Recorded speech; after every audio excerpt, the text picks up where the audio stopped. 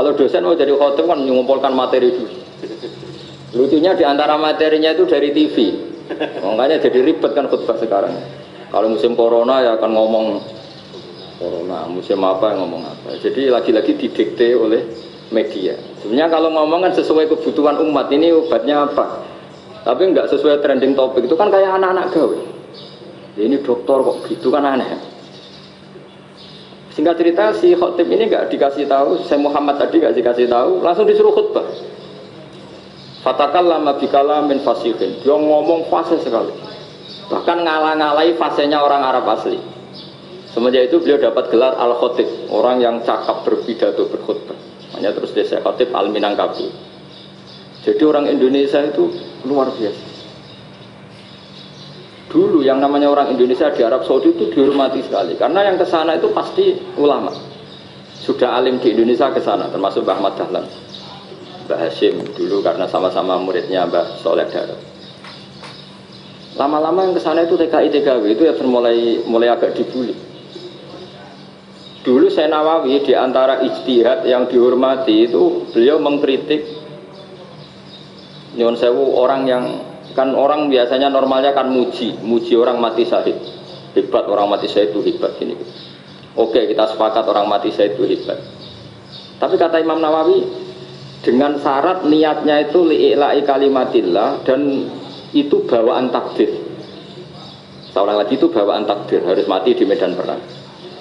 Tapi tidak boleh seseorang ini niat perang tapi niatnya supaya syahid. Karena kalau begitu berarti dia berniat supaya menjadi maktulal kafir, orang yang dibunuh orang kafir.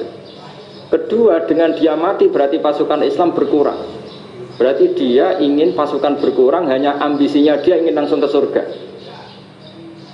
Misalnya pasukan orang Islam itu 10, orang kafir 10. Kalau kamu ingin syahid berarti mati 1 kan, tinggal 9 kan. Nah kalau yang seperti itu 10 kan mati semua. Gara-gara ingin syahid akhirnya perangi rapati tenanan, benang mati, benang lebu. Kata Nawawi, ya enggak. Kalau kamu perang sama orang kafir ya niat menang. Dengan niat menang ini kamu ingin li'ila'i kalimatillah. Tapi kalau kamu ingin syahid berarti kamu menuruti keinginan nafsu kamu yang cepat masuk surga. Itu orang Arab kagumnya bukan main. Karena di mana-mana orang itu dinilai dari niatnya. Paham ini ya? Tapi perang loh ya, dalam kondisi perang, bukan teroris. Perang itu artinya orang kafir yang ingin bunuh kita, itu perang namanya apa? Perang. Dulu orang cerita syahid itu hanya pokoknya syahid itu hebat, pokoknya syahid itu hebat. Syahid di medan perang itu hebat, pokoknya syahid di medan perang hebat. Tapi ketika Nawawi memberi penjelasan ilmiah, jika kamu perang ingin cepat mati, ingin cepat syahid, artinya ini untuk pemenuhan diri kamu, karena kamu bayangkan langsung masuk surga. Kamu lupa bahwa dengan kamu dibunuh kekuatan Islam berkurang. Akhirnya beliau memberi penjelasan. Syahid itu bagus, itu sebagai takdir. Hanya takdir itu kita perang yang ingin menang, tapi takdirnya mati. Jangan dibalik oleh perang rapati tenanan benang mati namun lebu. Itu yang pertama, termasuk ulama yang pertama memberi penjelasan itu Syekh Nawawi. Akhirnya melahirkan kekaguman yang luar biasa dengan tafsir Munirnya itu. Terus beliau itu orang yang rileks kalau menjelaskan ilmu. Ini ya juga guru-gurunya Mbah Hashim, Mbah Guru sama Mbah Hashim sama Mbah Ahmad Dahlan Syekh Nawawi. Jadi dulu yang alim di Arab itu ada Syekh Nawawi, ada Syekh Khotib Minangkabau, ada Syekh Bakir Jogja, ada Syekh Mahfud Termas. Itu orang Indonesia banyak sekali yang alim. Bahkan diantaranya yang dikagumi Al-Azhar itu juga orang Indonesia, nama Syekh Abdul Manan, itu mbahnya Syekh Mahfud Termas. Itu pertama ada duta besar Indonesia di Mesir, itu termasuk barokahnya Mbak Abdul Manan tadi, itu juga orang Indonesia. Jadi pemahaman ulama Indonesia itu khas, termasuk ketika memaknai apa? Syahid. Ketika memaknai apa? Syahid. Itu unik. Ketika Nawawi diuji dulu itu yang namanya ulama diuji dulu oleh 100 ulama. Jadi dulu ya ada kompetisi. Imam Bukhari diakui jadi ahli hadis itu diuji oleh mi'atu muhaddisin, 100 orang ahli hadis, sanad dibolak-balik, matanya dibolak-balik, tapi beliau tetap bisa mengembalikan proporsi sanad itu. Nawawi pernah diuji gini. Ayul afdol al ulama awis salatin. Keren mana ulama sama raja atau sama orang-orang kaya sama penguasa? Ya keren ulama. Dibully sama orang. Tapi setahu saya banyak ulama yang antri di rumahnya raja. Tapi saya tidak tahu melihat raja antri di rumahnya ulama. Kan kebanyakan kan mungkin ustadz atau kiai yang antri ngajukan proposal kan enggak. Kalau raja kan enggak pati itu, malah enggak usah antri, kiainya sudah nyambut sebentar. Jawabannya lucu Nawawi itu, dan yang tanya itu langsung diam. Ya karena ulama itu tahu fungsinya uang, sehingga cara nyari sampai seperti itu. Sementara raja-raja itu tidak tahu fungsinya ilmu, makanya tidak pernah sowan ulama. Sehingga jadi ya dianggap enteng saja. Ulama kan tahu fungsinya uang, tahu untuk pondok, tahu masjid. Sementara raja tidak tahu fungsinya. Jadi itu khas Jawa ya. Khas Jawa, khas Indonesia. Apa-apa yang menurut orang banyak dengan tanda kutip itu buruk atau baik, itu orang Jawa menafsirkan itu gampang saja. Sehingga semenjak itu Jawa itu dipandang betul. Saya punya kitab namanya Qadayal Haji wal Umrah. Itu terbitan Hayatul Ulya Arab Saudi milik Wahabi. Itu diantara fatwa yang dipakai untuk solusi muskilatul haji, problem-problem haji kekinian. Itu fatwanya syekh-syekh yang dari Indonesia, termasuk Syekh Khotib Minangkabau, Syekh Nawawi Banten, Syekh Bakir Nur Jogja. Misalnya begini, dalam fatwa-fatwa yang menyulitkan kita ya, sampai sekarang jadi perdebatan. Ketika sofa dan marwah itu dengan batas tertentu, saya ulang lagi dengan batas tertentu, mau tidak mau atas nama kebutuhan, itu kan butuh perluasan. Karena kalau naik turun itu mudah disepakati ulama. Jadi misalnya gini ya, saya punya tanah seluas ini. Pasti orang akan mengatakan sampai bawah ya tanah saya, sampai atas tanah saya. Itu mujma' alaih ya, disepakati. Jika Nabi ngendikan al-Ka'bah min tuhumil ardi ilas sama Ka'batun. Ka'bah sampai ujung bumi, sampai ke aras semuanya Ka'bah. Sehingga tidak ada perdebatan ulama ketika Masjid Haram ditingkat, kemudian yang di atas sholat. Tetap dia menghadap Ka'bah. Tidak harus diluk melihat di bawah, enggak. Karena Ka'bah sampai langit. Sama, tanah Anda kamu tingkat sampai 10, enggak ada tetangga protes. Karena bawah sampai atas tanah Anda. Tapi kalau diperluas, tanah Anda kamu luaskan setengah meter saja atau 3 cm saja, iso geger betonggo. Karena di mana-mana batas itu ya tadi, kalau atas bawah miliknya, kalau samping enggak. Pertanyaannya, perluasan Mina itu ke samping. Perluasannya Matof yang Mas'ah itu juga ke samping. Geger kan ulama dunia. Bagaimana hukumnya Mina Jadid? Mina yang diperbarui atau Mina yang diperluas. Itu diantara rujukan baik yang membolehkan maupun yang menentang. Itu ya syekh Indonesia. Itu orisinal tuh. Saya punya kitab orisinal terbitan Hayatul Ulya, kira-kira ya kemenangnya Arab Saudi kalau di Indonesia itu. Itu yang dirujuk dawuh Syekh Nawawi, dawuh Syekh Khotib Minangkabau. Karena apa? Ada logika khas Jawa. Misalnya begini, meskipun saya tidak perlu fatwa Mina Jadid sah apa tidak, memang jadi perkhilafan ulama. Misalnya kampung ini dinamai Mina.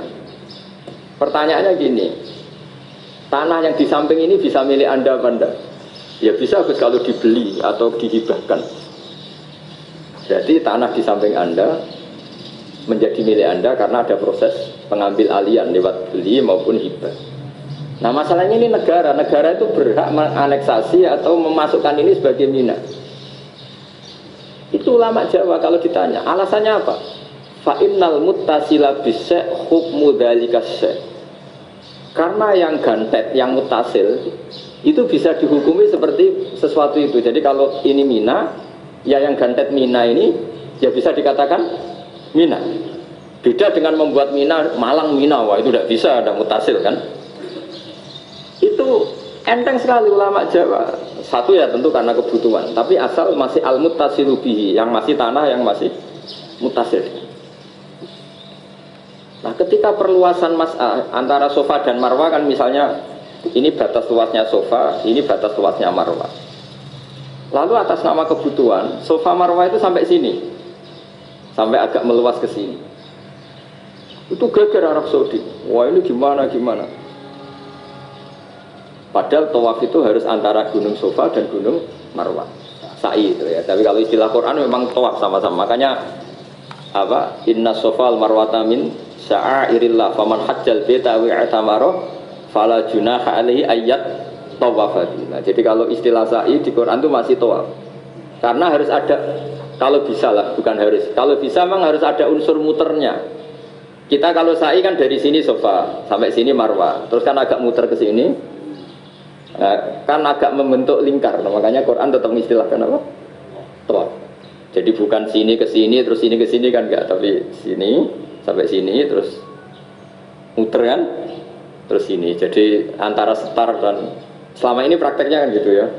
Safa ngambil sini, terus ke sini, terus agak muter. Nah, karena ada unsur agak muter ini terus orang menyebut apa? Tawaf. Tapi itu bukan syarat sah, ini cerita ideal. Saya ulang lagi ya. Gunung Safa itu puncaknya atau pucuknya kalau dalam bahasa Jawa itu hanya segini, ini sampai sini.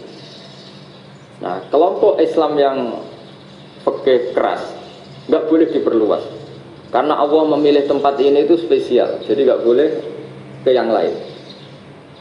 Tapi ketika kebutuhan mendesak, mau tidak mau harus diperluas. Itu jawabnya Kiai Jawa lucu. Gunung sing ketok iku sing dhuwure tok. Sikilane luwih ombo. Jadi karena kan gunung kan bentuknya gini. Nah, Safa yang kecil itu yang atasnya, tapi sikilannya sini kakinya lebih luas. Jadi boleh perluasan asal tidak melebihi kakinya. Ya dihitung ya lebih luas. Jadi Kiai Jawa itu kayak wong delok gunung Penanggungan, kayak gunung Arjuna. Di mana-mana puncak gunung itu lebih kecil timbang kakinya. Artinya diperluas ini bukan berarti tidak di Safa dan tidak di, itu khas Kiai Jawa.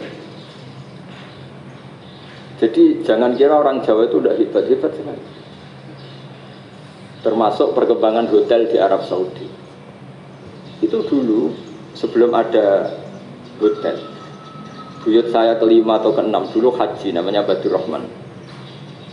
Itu kalau mau ingin apa ya, menghindari terik matahari itu masuk gua. Itu masuk gua itu hanya separuh badan, kakinya di luar. Jadi jangan bayangkan kalau gua di Indonesia kayak gua Akbar di Tuban orang bisa masuk jalan-jalan, enggak. Gua di Arab itu kayak cepitan batu, tidak sampai masuk. Sehingga kepalanya dimasukkan, kakinya masih kena matahari. Saking panasnya Arab Saudi. Sehingga dalam bayangan hijrah ketika Nabi bersembunyi di gua Sur, itu kata Abu Bakar, kalau orang kafir melihat kakinya pasti melihat kita karena nggak bisa masuk penuh. Jadi orang itu mau dempes tok. Sehingga ya kira-kira luasnya gua paling segini. Makanya guyonannya kiai-kiai itu untung nggak kayak gua Indonesia. Kalau kayak gua Indonesia laba-labanya capek karena luas kan. Cuaca lagi nggak asik nih. Jadi jangan bayangkan gua Arab tuh kayak gua Indonesia. Makanya bayangannya andai kan orang tuh melihat ke bawah pasti melihat kita karena orangnya nggak bisa masuk penuh, nggak bisa masuk 100%. Ya kayak cepitan batu lah mirip. Itu kan mirip Gunung Uhud. Gunung Uhud kata Rasulullah, nanti kalau kamu perang itu di atas, menang atau kalah di atas. Musuh biar di bawah. Dengan di atas kamu bisa mana? Jangan bayangkan kayak Gunung Merapi, kayak Gunung Penanggungan. Nah, kalau Gunung Penanggungan mana ke bawah yang leyang kan? Jadi gunung di Arab itu kayak bukit. Ya sampean pernah kan ke Uhud itu ya sama ini aja tinggi ini kan? Nah ini yang ada, mulai ada mis. Makanya terjemah itu susah di Indonesia. Karena jabal itu udah harus tinggi. Kalau tinggi nggak bisa mana dari atas ke bawah kan nggak ngefek kan?